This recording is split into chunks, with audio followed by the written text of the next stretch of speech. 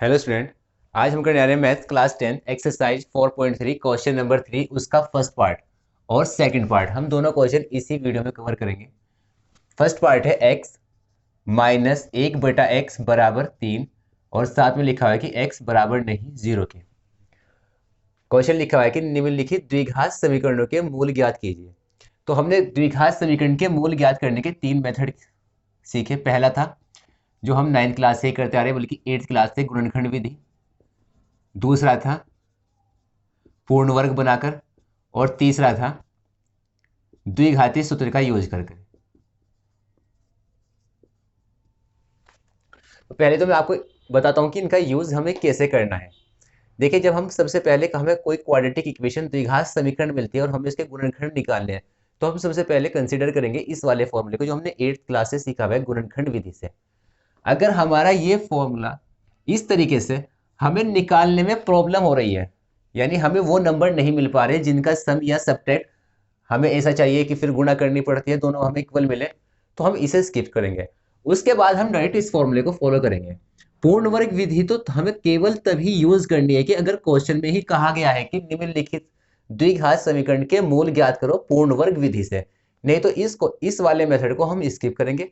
पहले जाएंगे हम गुणनखंड विधि पे, उससे निकालने में अगर हमें प्रॉब्लम हो रही है तब हम करेंगे द्विघाती सूत्र से।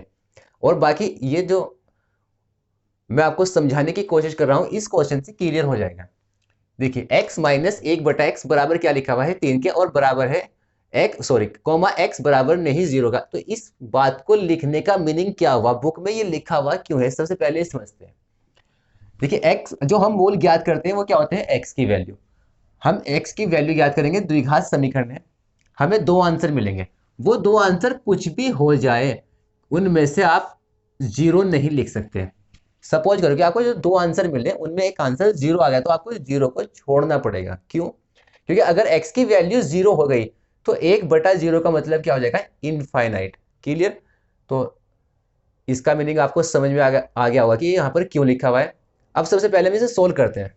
प्रॉब्लम यह है कि यह द्विघात समीकरण तो है, लेकिन हमें नजर नहीं आ रहा है क्योंकि स्टैंडर्ड फॉर्म हमने जो द्विघात समीकरण की पढ़ी हुई है वो ये है ax² + bx + c = 0, यानी कम से कम x की घात, कम से कम नहीं, x की दो ही घात होनी चाहिए। यहाँ पर x की कितनी घात है, एक। तो सबसे पहले हम इसे स्टैंडर्ड फॉर्म में लिखने की कोशिश करते हैं।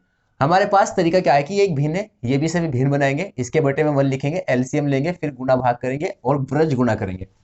देखिए, उससे बेटर ऑप्शन हमारे पास हमेशा ये रहेगा कि अगर हमारे पास कभी भी हर आता है कि कोई हम क्वेश्चन सोल्व कर रहे हैं और उसमें क्या आ जाए, हर, तो हर हटाने का सबसे आसान तरीका ये होता है कि उसी हर से आप गुणा कर दें। लेकिन अगर यहां पर भी हर है, यहां पर भी हर है, सपोज दैट इसके अपॉन में 4 होता, तब आप हरों का एलसीएम ले, उस एलसीएम से गुणा कर दें, तो ये हर खत्म हो जाएगा और हमारे क्वेश्चन को सोल्व करने में हमें आसानी नजर आएगी। तो हम यहाँ पर गुणा करते हैं किससे, एक्स से, यानी जो हमें हर नजर आया था।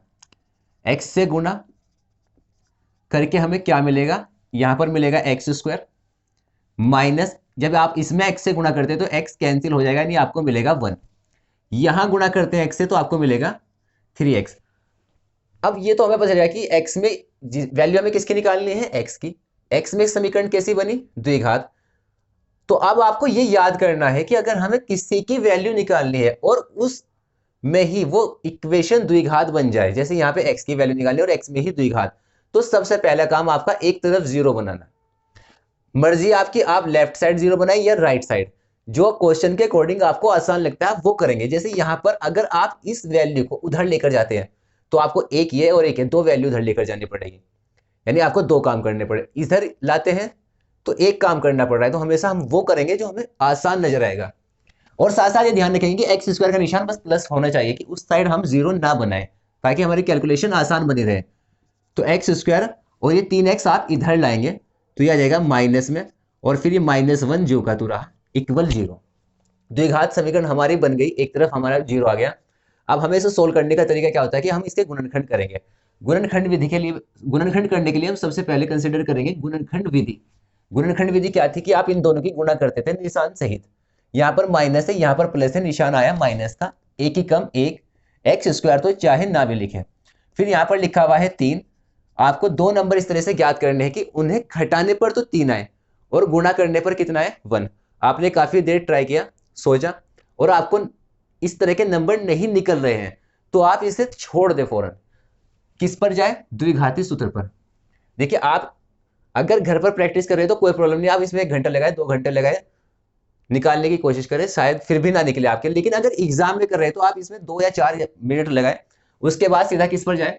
द्विघाती सूत्र पर। द्विघाती सूत्र भी आपके याद है, x equal minus B plus minus under root B square minus 4ac upon में 2a। इसके लिए भी मैंने आपसे बताया हुआ कि सबसे पहले आप बी स्क्वायर माइनस 4ac निकालें, क्योंकि अगर ये वैल्यू 0 या 0 से बड़ी है तब तो x के मूल ज्ञात किए जा सकते हैं, अदरवाइज x के मूल ज्ञात नहीं किए जा सकते। तो पूरा फॉर्मूला तो हम बाद में यूज करेंगे, क्योंकि अगर ये वैल्यू 0 से छोटी आ गई तो फिर हमें पूरा फॉर्मूला यूज करने की जरूरत नहीं पड़ेगी, हम लिख देंगे मूल ज्ञात नहीं किए जा सकते। तो यहां पर हमने a लिखा, a क्या था हमारा? एक्स स्क्वायर का गुणांक यानी 1। फिर b लिखेंगे, b क्या था? x का गुणांक मतलब -3। फिर c कांस्टेंट अचर पद -1। उसके लिए हम सबसे पहले निकालेंगे d, डिस्क्रिमिनेंट यानी विविध कर। d बराबर होता है B square minus 4ac। b की वैल्यू -3, वर्ग है तो आप वर्ग लगाएंगे, -4 लिखा ये लिखेंगे। a की वैल्यू है 1 और c की वैल्यू है -1, और माइनस आते तो आप ब्रैकेट यूज कर लें। ठीक है, इस बात को आप याद ही कर ले कि अगर कहीं पर माइनस आता है तो हम क्या यूज करें? हमेशा ब्रैकेट। अगर हम कोई वैल्यू रख रहे हैं और वो वैल्यू नेगेटिव है तो फौरन उसके लिए आप क्या यूज करें? ब्रैकेट। नहीं तो क्वेश्चन में आपकी गलती के चांसेस बहुत ज्यादा है। माइनस का वर्ग प्लस 3 का वर्ग 9, माइनस माइनस प्लस, और 4 एकम 4, यानी ये वैल्यू आपको मिली 13। तो डी की वैल्यू हमारे पास 0 या 0 से बड़ी है, तो मतलब मूल ज्ञात किए जा सकते हैं। अब आप इस फॉर्मूले को फॉलो करेंगे, आप लिखेंगे x equal minus B plus minus under root B square minus 4ac upon 2a। Minus का निशान लगाए सबसे पहले, फिर b की वैल्यू देखिए क्या है। b की वैल्यू है -3, माइनस यहां पहले से लगा हुआ है तो माइनस माइनस +3, प्लस माइनस का निशान, बी स्क्वायर माइनस 4ac आपने निकाला हुआ है 13 अपॉन में 2a, और a की वैल्यू कितनी है? 1। तो 3 प्लस माइनस वर्गमूल 13 बटे में कितना? 2। और इस आंसर को आप थोड़ा सा हाईलाइट कर दें और यही आंसर छोड़ दें। यहां पर एक बार आपको प्लस लेकर और एक बार माइनस लेकर लिखने की जरूरत नहीं है। वो क्यों नहीं है? क्योंकि ये दोनों वैल्यू ना तो प्लस होगी ना ही माइनस होगी, तो आप एक कंबाइन आंसर लिख सकते हैं कि x बराबर, जो हमें 2 मूल याद करने थे वो ये है कि 3 प्लस वर्गमूल 13 बटे 2 comma 3 minus root 13 upon 2। Clear? तो इसके बाद है हमारे पास क्वेश्चन नंबर 2, 3 का ही सेकंड पार्ट, तो वो भी देख लीजिए।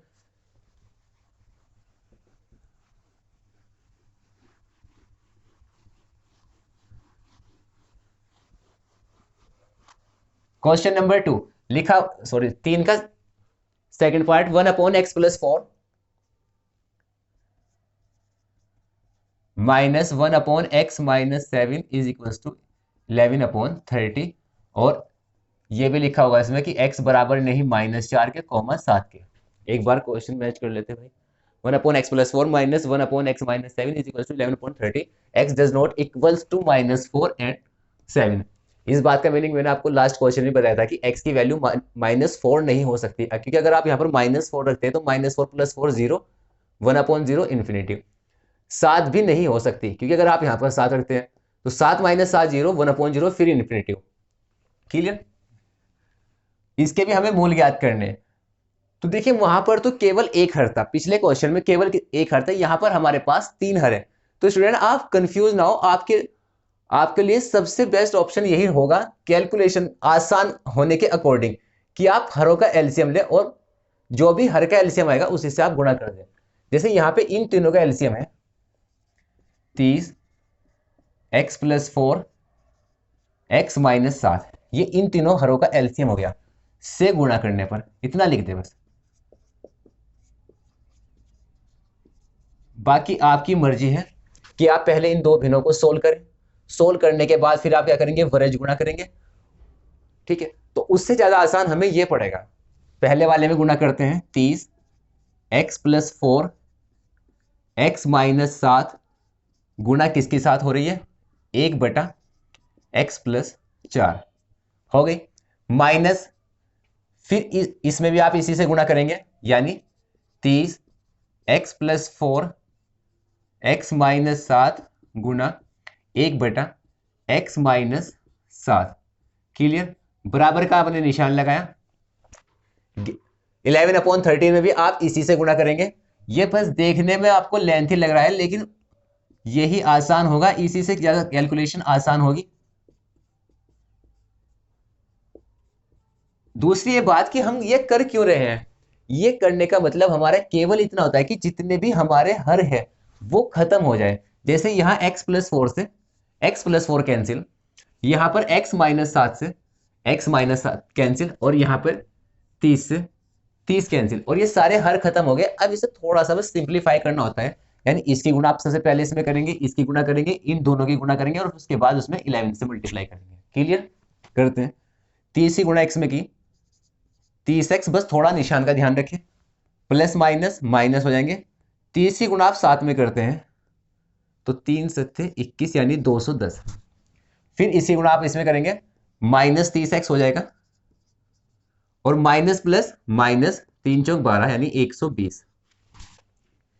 यहां पर पहले मैं इन दोनों की गुणा करूंगा, उसके बाद मैं 11 से गुणा करूंगा। तो x की गुणा आपने x में की, बराबर का निशान है एक्स स्क्वायर, x की गुणा फिर माइनस 7 में माइनस 7x, 4 की गुणा x में प्लस 4x, और प्लस माइनस माइनस, और 4 की गुणा जब आप साथ में करते तो माइनस 28, और बाहर पहले से लिखा हुआ है 11। थोड़ा सा आप सोल्व कर ले, जैसे माइनस 30 और प्लस 30 ये कैंसिल आउट, ये दोनों वैल्यू माइनस की सेम वैल्यू है तो आपस में प्लस हो जाएगी, निशान रहेगा माइनस का। ठीक है, दोनों निशान सेम है, तो आप इन्हें ऐड करेंगे, 210 और 120 330 ही लिख दो, माइनस का 0 2 1 3 2 1 3। क्लियर? यहां के बाद x square minus 7x plus 4x, तो ये हो जाएगा माइनस 3x माइनस 28 यानी 28 ऐसे ही, और गुना में चल रहा है 11। अब देखिए स्टूडेंट, यहां पर आपके पास दो ऑप्शन है। पहला कि आप इसे 11 की इसमें गुणा करें, 11 के आप इसमें गुणा करते हैं तो आपने अपनी क्वेश्चन में आपने अपनी कैलकुलेशन हार्ड कर ली। दूसरा ऑप्शन ये है कि आप 11 को इसके अपोन में ले जाए, क्योंकि 11 से कैंसिल हो जाएगा। तो जो हमारे लिए क्वेश्चन के अकॉर्डिंग आसान होगा उसको ध्यान में रखते हुए आप कैलकुलेशन करें। अगर आप 11 की गुणा यहां पर कर लेते हैं तो एक कहीं ना कहीं आपके लिए हार्ड कैलकुलेशन हो जाएगी, इतनी हार्ड नहीं होगी कि आप उसे सोल्व ना कर पाए। लेकिन अगर आप 11 इधर ले आते हैं तो फिर बहुत आसान कैलकुलेशन होगी। क्लियर? तो आप 11 इसके बटे में ले आए, माइनस 330 बटे 11, और इधर आप ऐसे ही लिख दें x square minus 3x minus 28, minus में बचेगा 11 तिया 33 यानी 30 बचा, x square minus 3x minus 28। अब हमें पता भी होना चाहिए कि हम कर क्या रहे हैं। हम ये कर रहे हैं कि हमने देखा कि हम x की वैल्यू हमें निकालनी है, x में हमारे पास द्विघात समीकरण आ गई। अगर आपके पास द्विघात समीकरण आएगी तो मैंने आपको बताया कि इस बात को आप याद कर ले कि एक तरफ आपको जीरो बनाना है। अब यहाँ पर जीरो बनाने की दो कंडीशन है, आप लेफ्ट में जीरो बनाते हैं या राइट में। फिर मैंने आपसे बताया कि आप हमेशा उस साइड जीरो बनाए जो क्वेश्चन के अकॉर्डिंग आसान हो। जैसे यहाँ पर इस 30 को उधर ले जाना आसान है तो इधर जीरो बनाए, अगर इधर जीरो बनाते तो तीनों वैल्यू इधर लानी पड़ती, और एक्स स्क्वायर में निशान भी क्या होता माइनस का, फिर आपको माइनस से डिवाइड भी करना पड़ता। तो यहां पर लिखा हुआ है x square minus 3x minus 28, minus 30 इधर आकर प्लस में, थोड़ा सा आप सोल्व करेंगे, एक्स स्क्वायर माइनस 3x तो ऐसे ही ये दोनों सोल्व हो गए, माइनस 28 और प्लस 30 है तो प्लस के 2 बचे। अब जैसे ही आपने इसे एक तरफ जीरो बना लिया और द्विघात समीकरण आपको मिल गई, फिर आपको उसके गुणनखंड करने होते हैं। गुणनखंड करने के लिए मैंने आपको 3 मेथड बताए, 2 का आपको यूज करना है, 30 इस मेथड का तब आप यूज करेंगे अगर क्वेश्चन में लिखा हुआ है कि आप इस मेथड का यूज करें। तो हम सबसे पहले चलते हैं गुणनखंड विधि पर, यानी आप इन दोनों की गुणा करेंगे, प्लस प्लस प्लस, यहां पर लिखा हुआ है 2 एकम 2, यहां पर लिखा हुआ है 3। 2 नंबर आपको ऐसे फाइंड करने होते हैं, ऐसे ज्ञात करने होते हैं कि जिन्हें प्लस करने पर आपको 3 मिले और गुणा करने पर कितना मिले 2। तो जाएंगे 2 और 1, 2 और 1 3 और 2 एकम 2। तो आप यहां पर लिखेंगे 0 एक्स स्क्वायर माइनस 3x की जगह आपको लिखना होता है 2 + 1 और उसके साथ x लगाकर, यानी 2x + x। और ये मैंने आपको स्टूडेंट बताया गया, अगर यहां पर 1 लिखा हो तो हम इसके डायरेक्ट फैक्टर कर सकते हैं, लेकिन इस क्वेश्चन में मैं आपको कंप्लीटली कराऊंगा -2x और -x, प्लस में 2 ऐसे ही, इन दो में से x कॉमन, तो यहां पर मिलेगा आपको x -2। यहां पर माइनस कॉमन लेंगे, क्योंकि माइनस हम इसलिए कॉमन लेंगे, माइनस माइनस प्लस और minus plus minus, minus common लेने से हमें सेम ब्रैकेट मिल जाएंगे। अगर ये सेम ब्रैकेट है तो हमारा क्वेश्चन यहां से ठीक है, अदरवाइज क्वेश्चन में गलती हो चुकी है अगर ये दोनों सेम ब्रैकेट नहीं है। तो x -2 हम एक साथ लिख देते हैं, जो बच गया वो एक साथ, यानी ये हमने कॉमन ले लिया, क्या रहा यहाँ पर x, ये हमने कॉमन ले लिया तो यहाँ पर मिला -1।